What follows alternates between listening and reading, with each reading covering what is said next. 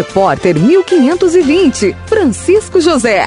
Aqui da Casa Oswaldo Araújo, nesse momento solene, momento de muita cultura do município do Ipu, uma noite realmente muito concorrida. Eventos que foram coordenados pela IUCA, Academia Ipuense de Letras, Ciências e Artes do nosso município. Estou aqui com um dos acadêmicos, professor Raimundo Alves, que apresentou o livro, coordenou inclusive toda a produção do livro Nas Trilhas do Sertão e fez a apresentação deste 5º volume. Professor, mestre, é mais uma obra que traz esse 5º volume, Nas Trilhas do Sertão. E você fez uma apresentação de um livro que, inclusive, tem poucos exemplares para quem interessa adquiri-lo. Forte abraço, muito boa noite. Parabéns por mais uma obra literária importante aqui da nossa cidade, da história de nossa região. Rapaz, é sempre um prazer, meu irmão Jorge, para a gente conversar aqui sobre cultura.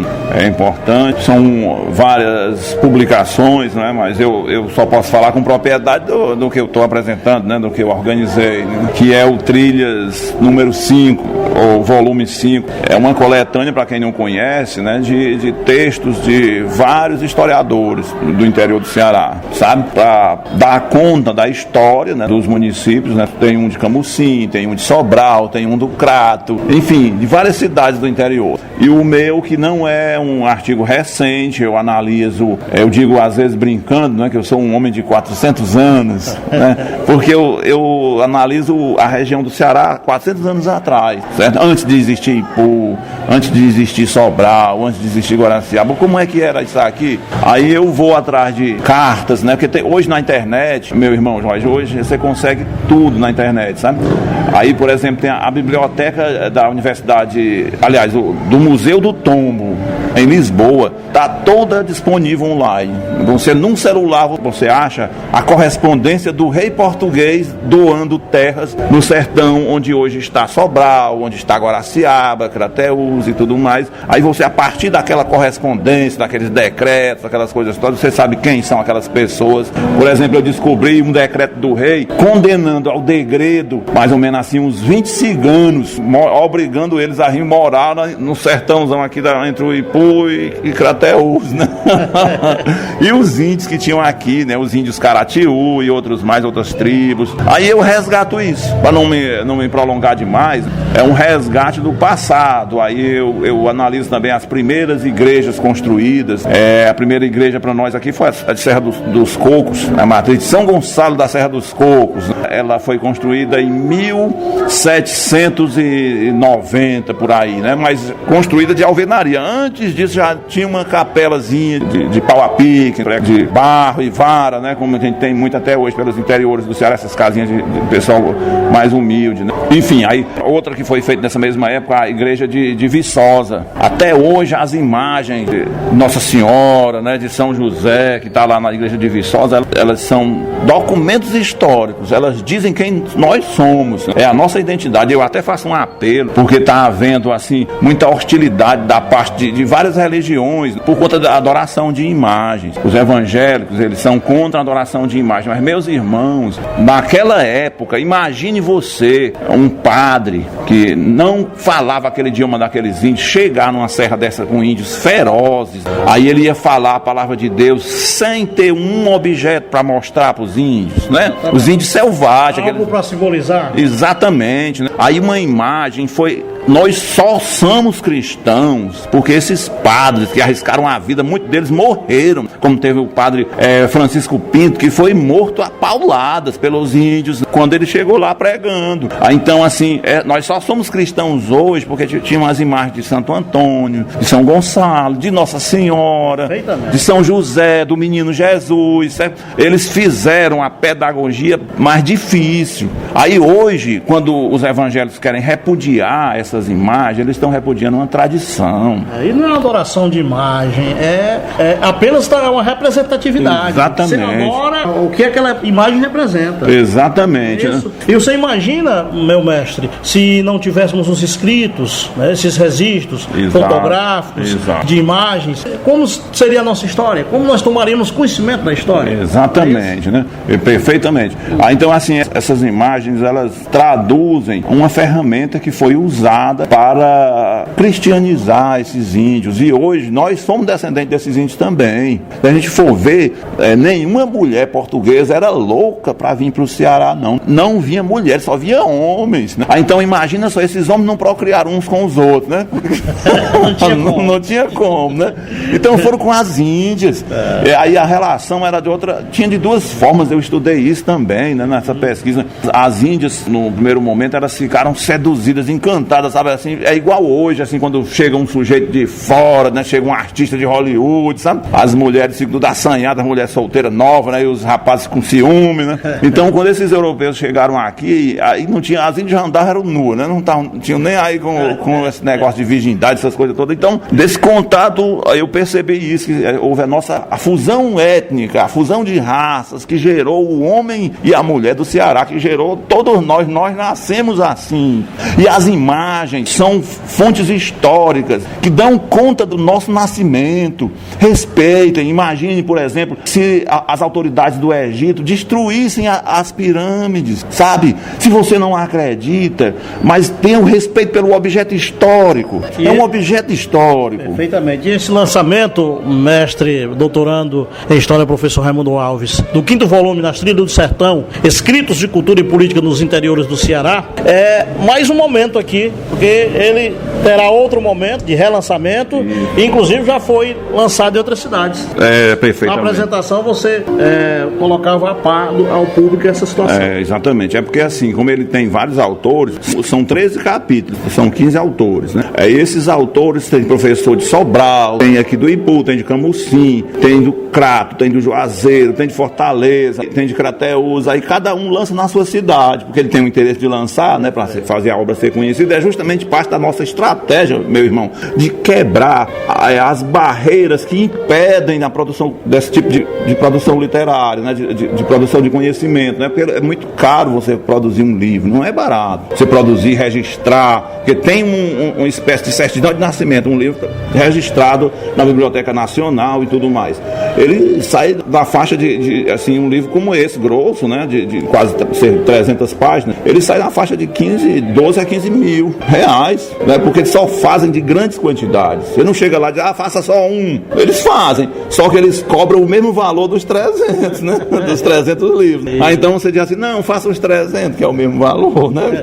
E como é que foi esse lançamento? Você avalia esse lançamento hoje à noite aqui na Casa Oswaldo Araújo? Rapaz, é muito bom. Além de a gente ver assim o engajamento da nossa sociedade, né? Porque assim, quem produz cultura, seja qual for a área, merece ser valorizado pela sua gente, pelo seu meio social, né? Aí quando a gente não reconhece, que tem aquele velho ditado, santo de casa não faz milagre, né? E a gente, de certa forma, há um pouco disso no Ipu. Aí quando a gente produz um material como esse, é muito gratificante ver a sociedade valorizada.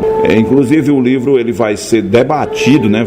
Vários autores, vem um professor, vem 2 professores da UVA, né? Da Universidade Vale do Acaraú, que tem artigos no livro, né? Debater num encontro agora dessa semana na Casa da Cultura. Isso. Certo?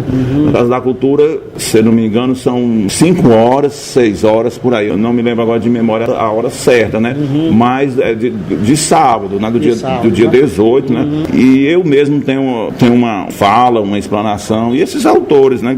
Falando sobre os textos dele, né? Que é um livro de história, certo. Meu irmão. Muito interessante. Todos nós, a gente passa pela vida, né? Assim, e a gente se dá conta do quão nós somos efêmeros. Você está vivo aqui, nós estamos tão alegres. Quem é que pode dizer que se amanhã eu vou estar vivo? Não é? Ninguém garante isso. Ninguém. O destino da gente está nas mãos de Deus. Exatamente. Então, assim, o único objeto que está aqui, que pode estar vivo daqui a 1000 anos, daqui a 200 anos, é o livro. É a nossa história. A nossa história resgatada, preservada, congelada nas páginas de um livro, sabe? Então, daqui a um século, nem o pó dos meus ossos vai estar mais sendo materializável, né? Mas as minhas palavras congeladas no papel vão estar lá, dizendo que eu vivi no Ipu, que eu amei no Ipu, que eu suei, que eu trabalhei e que eu e outras pessoas mais. A gente se irmanou numa coletividade, numa sociedade ampla, plural, profissional, com defeitos, com falhas, mas também com humildade e com paixão. A nossa alma está preservada nesses papéis. Perfeita descrição. Forte abraço e parabéns mais uma vez ao Grupo Outra História, o qual você está representando aqui na apresentação deste livro. Eu que agradeço, meu irmão. Um abração para todo mundo. Foi um prazer. Aqui mais um lançamento, mais um evento importante na Casa Oswaldo Araújo, coordenado pela Ilka, e o lançamento do livro Reflexão e Produção de Texto. Eu queria que o senhor avaliasse esse momento cultural tão importante aqui na nossa cidade, nesse período de festa do Padroeiro de São Sebastião. Um abraço, boa noite, professor. Boa noite a todos. Bom, sem dúvida, a frequência foi maravilhosa, um ambiente super agradável, né? E não é à toa que nós fomos coroados com 5 obras lançadas hoje. Na verdade, o IPU é um celeiro de artistas, escritores, professores. Então hoje coroou esse movimento com 5 obras publicadas, inclusive a revista acadêmica da Academia de Poesia, Letras e Artes, de número 10. E o Reflexão, o livro Reflexão e Produção de Texto, nos fale um pouco desse livro, dessa sua obra literária. A Reflexão e Produção de Texto é um livro que eu poderia resumir em 2 palavras: ensinar a pensar. Sei que é muita pretensão minha querer ensinar, mas minha profissão é essa, é professor, né? Então mostrei uma técnica através das operações de pensamento que fazem com que o professor procure ensinar usando essas operações de pensamento. Quando ele usa essas operações, ele leva o aluno à reflexão, ao raciocínio, ao pensamento. Então, o nosso objetivo foi colaborar com o professor ou com aqueles que querem ser professores para mudar a metodologia de ensino da decoreba para o pensar. E como funciona a aquisição desse livro, dessa obra? Bom, pode vir comprar na livraria aqui da Academia do IPU, né? Aqui na própria sede da Academia, fora o lançamento de hoje. Pode vir comprar aqui na Academia, que tem obras minhas e todos os outros escritores do IPU que você encontra aqui.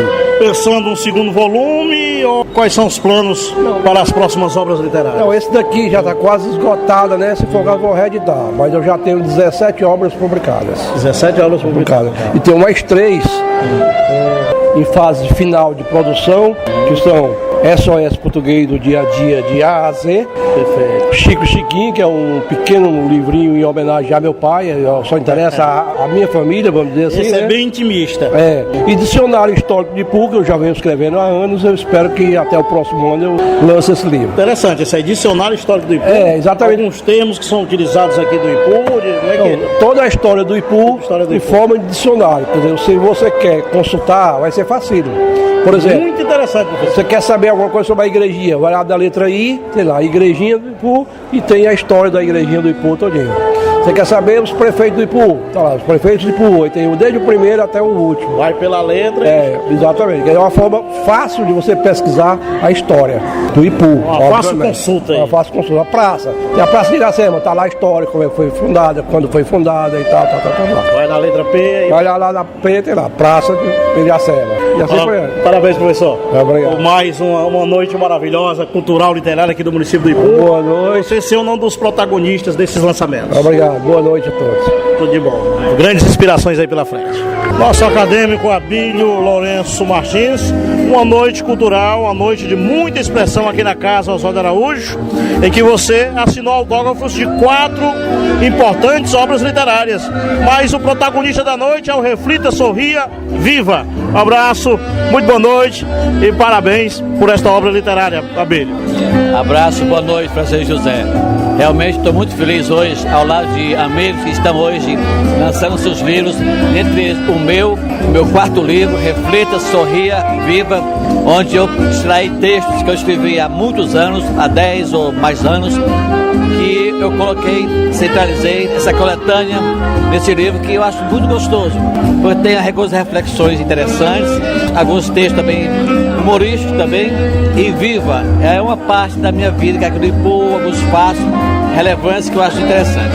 O evento dentro da expectativa, dentro do que se esperava, Bíblia?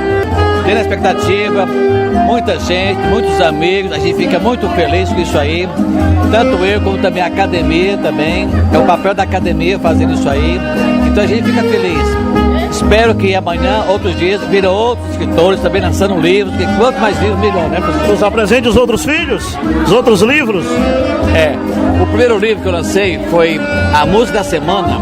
É uma coletânea de eu encaminhar para meus amigos e-mails com as crônicas musicais e fazer o comentário. Depois de algum tempo, eu fiz a coletânea de umas 100 e poucas músicas e coloquei nesse livro. É um livro curioso, interessante, quando acompanhado pelo CD. Depois eu escrevi Francisco José, o Caco Sublime, que é um livro que eu gosto muito porque fala da minha família. Outro capítulo de saudades dos meus amigos que já partiram. Outro capítulo, Ipu, quando eu era solteiro, alguns fatos. E por fim, crônicas diversas. Muito interessante. Textos escolhidos, eu sempre digo que é um livro mais carrancudo, mais sério, com uma leve conotação política, mas aquela política saudável, aquela política transparente, não essa política baixa que a gente vê nas esquinas por aí. Não a politicagem, né? Não a politicagem. Eu sempre me espelho num grande filósofo, Aristóteles, quando ele falou há 2.400 anos aproximadamente, que a política verdadeira é aquela que busca a felicidade coletiva. Essa que é a política que eu prego, que eu acho interessante. Super atual essa frase. Pois é. Essa filosofia. E por fim, meu caro amigo, eu lancei o Reflita, Sorria, Viva, que foi o Raspei o Tacho. É o que eu tinha guardado há muito tempo e eu centralizei nesse livro. A cada termo ele chama para uma leitura, né? O Reflita. São 3 capítulos, né? 3 capítulos. Reflita, com vários textos. Sorria, vários textos. Por fim, Viva, vários textos. Vários textos. Você vai degustar, até o seu. Você pegou gosto? Outras obras surgirão, amigo? Vamos aguardar. De repente, pinta, a gente vai escrevendo, né? As inspirações vão chegando. Exatamente. Filhos, parabéns. Você enaltece a cultura, a literatura do município do Ipu. Não só faz parte dessa academia, como está produzindo para a posteridade. Eu que lhe agradeço, amigo. Muito obrigado. Forte abraço, parabéns. Meus amigos, mais uma noite de autógrafos aqui na casa Oswaldo Araújo. E o Joel lançando o seu primeiro livro, que tem como título Menino do Sertão. É um livro, ô Joel Aragão, biográfico. Forte abraço, muito boa noite. Parabéns por essa obra literária. Francisco José, meu grande amigo e irmão. Além disso, além de ser um livro biográfico, é um livro que conta histórias e causos de outros amigos, vizinhos. Eu trouxe para esse livro os 80 episódios mais marcantes da minha vida. Então, é uma leitura divertida, é uma leitura bem-humorada. Eu relato aqui uma infância iluminada que meus pais me proporcionaram, pois além da gente morar num sítio, tínhamos como segunda casa uma fazenda. Então foi uma vida basicamente rural que nós tivemos e os casos são mais diversos e jocosos possíveis. Além de você ser personagem do seu livro, quais são os outros personagens? São pessoas da sua família, pessoas da sua vivência, os amigos da época? Quem lê esse livro vai conhecer o Joel Martins Aragão por essência. Aqui eu pedi licença a meus parentes e amigos para transcrever os episódios marcantes da nossa vida. São fatos verídicos e trago bastantes personagens do cotidiano ipuense nestas páginas. Menino do Sertão, porque você teve uma vida no sertão ou na região sertaneja, é isso, Joel? Exatamente. Inspirado pelo meu pai, dos 6 filhos, eu sem dúvida sou o que tenho mais vocação rural. E desde que a memória me deixa lembrar, desde os 4 anos que eu acompanho meu pai nas idas e vindas para o sertão. E foi lá sim onde eu vivi os melhores momentos da minha vida. E quais eram esses momentos, assim, você falando de forma superficial, porque quem vai aprofundar é o próprio leitor, vai conhecer a sua história. Assim, falando de forma superficial, quais eram esses momentos? Banho de açude, subir em árvore, quais eram esses momentos? Rapaz, pra te ser honesto, são os mais variados possíveis, desde atoleiros, desde episódios como o afogamento da vaca, o primeiro tiro, dormindo na picape, saco de gatos, distribuição dos pinicos.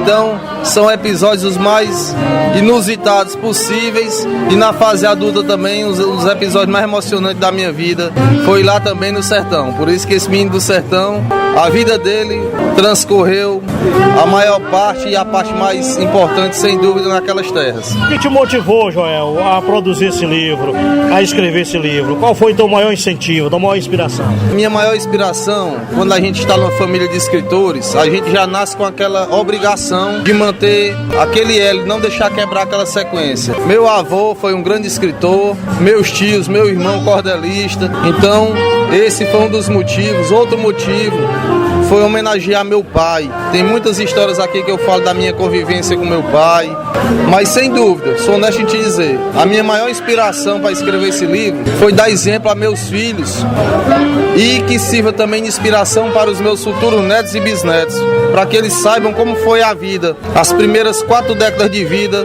do menino do sertão. Esse é o seu retrato mesmo, não é isso?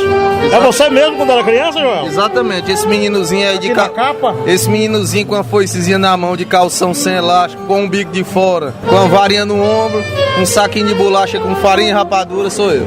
Esse menino do sertão era um tanto danado, traquino, rapaz, travesso. Dizem as más línguas que esse menino era diferenciado, muito abençoado, para não dizer a palavra danado. Mas vou deixar para te ler o livro para tu tirar tuas conclusões.